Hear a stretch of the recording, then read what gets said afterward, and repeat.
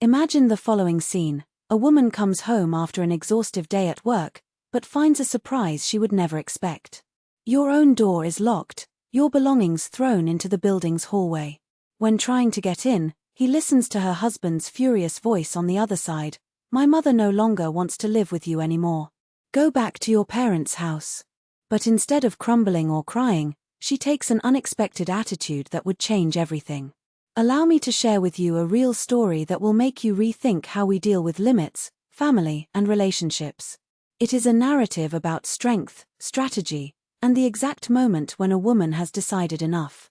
Natalia adjusted the rearview mirror, arranged some strands of hair that escaped from the bun, and let out a deep sigh. Another day of chaos in accounting, late reports, income tax enforcement, the director shouting for results. And at home, the situation was no better. 2 weeks ago, his mother-in-law, Inna Genadivna, had come to a one-week visit which, as always, extended without a deadline. In recent days, the tension in the apartment had reached the limit. Every detail of Natalia's life was criticized: cleaning, food, the way she organized the house. Yesterday, after an acidic comment about the badly done pounds, Natalia lost her patience and politely asked her for her mother-in-law to return to her city. Her husband, Sergio, was silent on time. But at night, when they were alone, he exploded. How dare you talk to my mother? She dedicated herself to me all her life. Natalia tried to explain that she loved the mother-in-law, but that they needed space. They needed to breathe. As he stopped the car in front of the building, she looked at Daisy's bouquet on the passenger seat, a gesture of reconciliation, an attempt to calm the spirits. Let's talk, solve this adultly, he thought, as he climbed the 5th-floor stairs. I imagined a quiet dinner, a frank conversation, who knows, even an agreement about Inna's stay.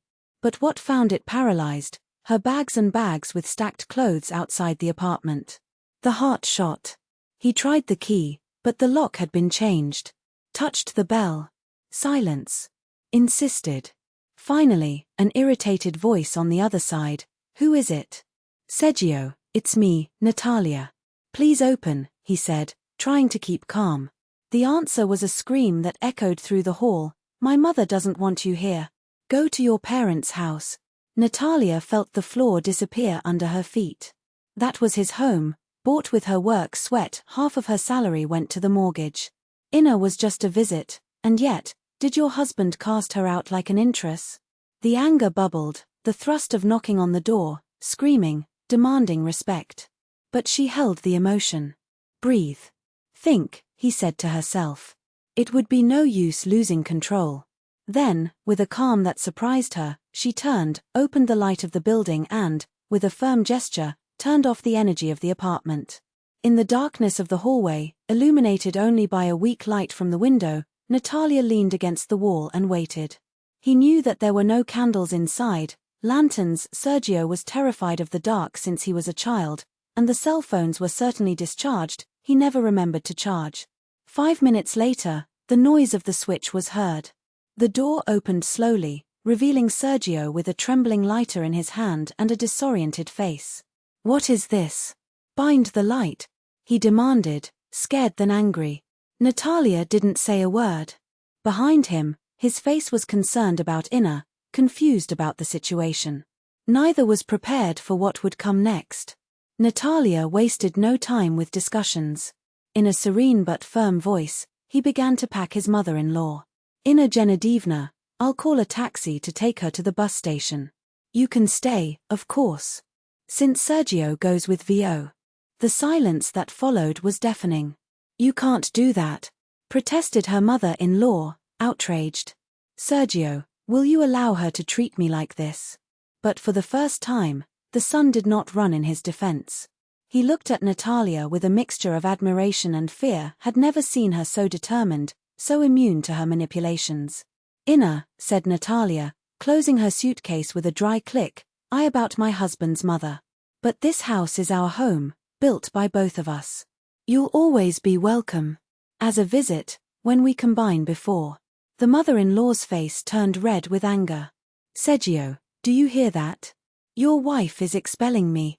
He, however, just sighed. Mom, Natalia is right. We need our life. I lead you to the station myself. Half an hour later, Natalia watched out the window while Sergio helped her mother get into the taxi.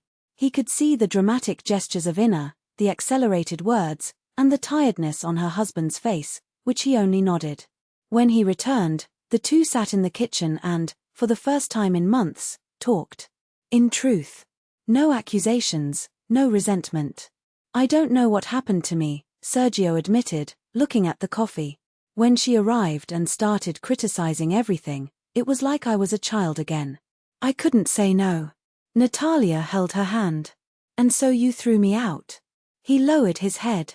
It wasn't that. She cried, said you hated her, that I had nowhere to go. I felt guilty and I didn't know what to do.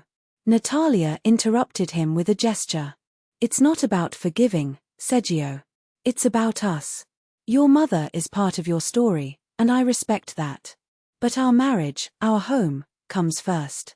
That night marked a watershed. Sergio had to relearn to be a husband, no son.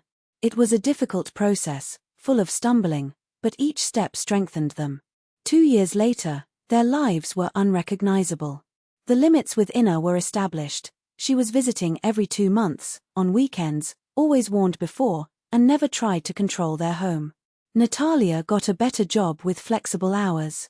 Inspired by his wife's determination, Sergio finally opened his own electronic repair workshop, a dream that postponed for years. But the biggest change came with the birth of little Pollock, a happy surprise that filled the house with laughter. When Natalia told the news, Sergio cried with excitement, and the next day he was already renovating the baby's room. Inna came back a week after delivery. This time, not as an invasive, but as a grandmother. And for the first time Natalia received her without tension. Because now, more than ever, she knew that home belonged to them. And no visit, as dear as it was, would change that. Natalia feared that old conflicts would resurface, but found a completely different Inna, a moved woman, willing to help without invading, to support without choking. It was then that, with a sleeping Polka in her arms, the mother-in-law broke the silence with an unexpected confession. You know, Natalia. His voice shook lightly, his eyes fixed on his granddaughter. I never imagined that one day I would thank you for that episode. Natalia arched her eyebrow, intrigued. When you turned off the light and forced me to leave, Inna clarified with a bitter smile. At the time, I was so hurt that I spent a month without talking to Sergio. But then, I understood that I had made me exactly what I always despised, my mother-in-law.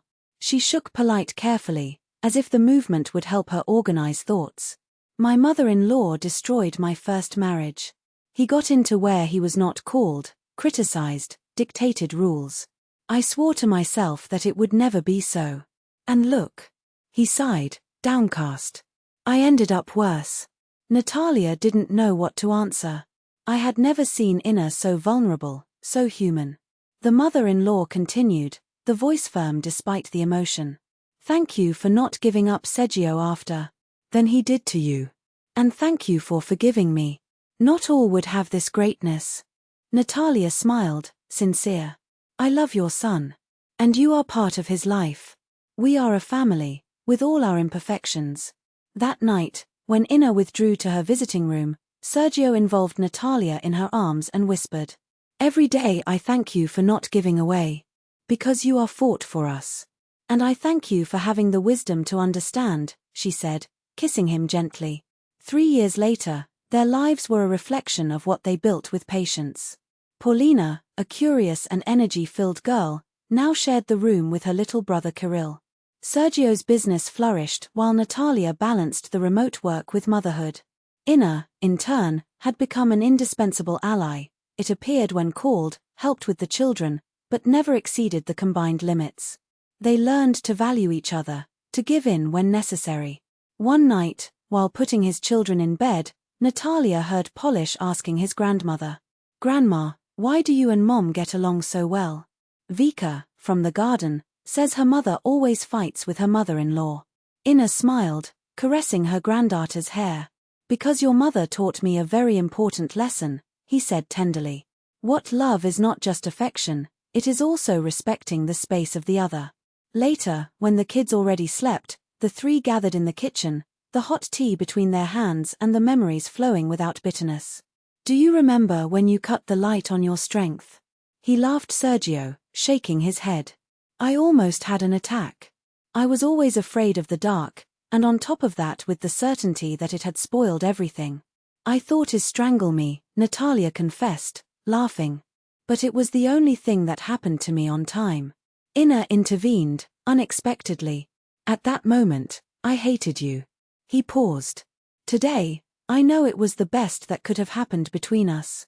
They laughed together, aware of the long way from that night of darkness to that moment of peace.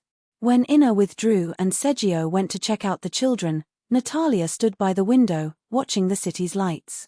He remembered herself, 5 years earlier, scared, lost, holding a bouquet of daisies in front of a closed door. Who would say that this moment of despair would be the beginning of everything?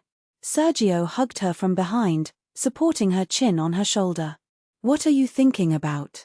"How sometimes we need to dive into the darkness," she murmured, turning to him. "To finally see the light." And it was true. Life had not prepared them for that happiness, but they built it step by step, day after day, turning conflicts into learning and errors into foundations for something better. Something real.